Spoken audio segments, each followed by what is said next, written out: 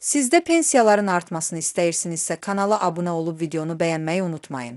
Əmək pensiyalarının indeksləşdirilməsi haqqında Azərbaycan Respublikası Prezidentinin sərəncamına əsasən, istehlak qiymətləri indeksinin illik səviyyəsi nəzərə alınmaqla sığortalanan şəxslərin fərdi şəxsi hesablarının sığorta hissəsində 2026-cı il yanvarın 1-nədək qeydə alınmış pensiya kapitalı məbləğlərinin indeksləşdirilməsi həyata keçirilir. Bu barədə Milli Məclisin deputatı Vüqar Bayramov məlumat verib. Deputatın sözlərinə görə, qəbul edilən qərar yalnız əmək pensiyalarının aylıq məbləğinin artırılması ilə məhdudlaşmır. Eyni zamanda vətəndaşların illər ərzində topladıqları pensiya kapitalları da indeksləşdirilərək artırılıb. Yəni artım mexanizmi həm cari pensiya ödənişlərinə, həm də gələcəkdə pensiya hüququ qazanacaq şəxslərin yığım hesablarına şamil olunur. Bu yanaşma sosial müdafiə sistemində balansın qorunmasına və vətəndaşların uzunmüddətli maraqlarının təmin edilməsinə xidmət edir. Sərəncama uyğun olaraq, pensiya kapitalları 2025-ci ildə qeydə alınmış illik inflyasiya səviyyəsinə uyğun şəkildə artırılıb. Dövlət Statistika Komitəsinin rəsmi məlumatına əsasən, 2025-ci ildə ölkədə illik inflyasiya səviyyəsi 5,6% təşkil edir. Məhz bu göstərici indeksləşdirmə əmsalı kimi tətbiq olunub. Bu o deməkdir ki, vətəndaşların 2026-cı il yanvarın 1-nə olan pensiya kapitalları 5,6% həcmində artırılıb.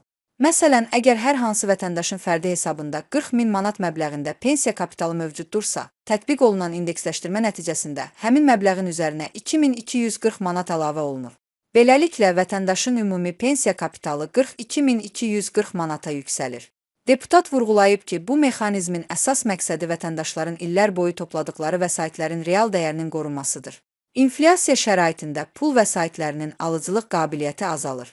Əgər indeksləşdirmə aparılmasa, yığılan pensiya kapitalı nominal olaraq eyni qalsa da, real ifadədə dəyər itirə bilər. Buna görə də hər il inflyasiya səviyyəsinə uyğun artım tətbiq olunması sosial ədalət prinsipi baxımından mühüm əhəmiyyət daşıyır. Pensiya kapitalının indeksləşdirilməsi gələcəkdə pensiya hüququ qazanacaq şəxslər üçün xüsusilə vacibdir. Çünki onların aylıq pensiya məbləği məhz toplanmış kapital əsasında hesablanır. Kapital nə qədər yüksək olarsa, gələcək aylıq ödəniş də bir o qədər yüksək olur. Bu baxımdan, inflyasiya səviyyəsinə uyğun artım vətəndaşların gələcək sosial təminatının daha dayanıqlı formalaşmasına xidmət edir. Eyni zamanda, indeksləşdirmə qərarı sosial müdafiə sisteminin uzunmüddətli sabitliyinin qorunması baxımından da əhəmiyyətlidir.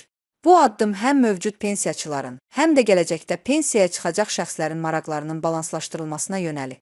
Məqsəd yığılan vəsaitlərin dəyərsizləşməsinin qarşısını almaq, qiymət artımlarının təsirini minimuma endirmək və vətəndaşların sosial rifahını qorumaqdır. Beləliklə, qəbul edilən qərar nəticəsində pensiya sistemində həm aylıq ödənişlər, həm də fərdi hesablar üzrə yığım məbləğləri artırılıb və bu artım 2025-ci ilin 5,6% illik inflyasiya göstəricinə uyğun şəkildə həyata keçirilir.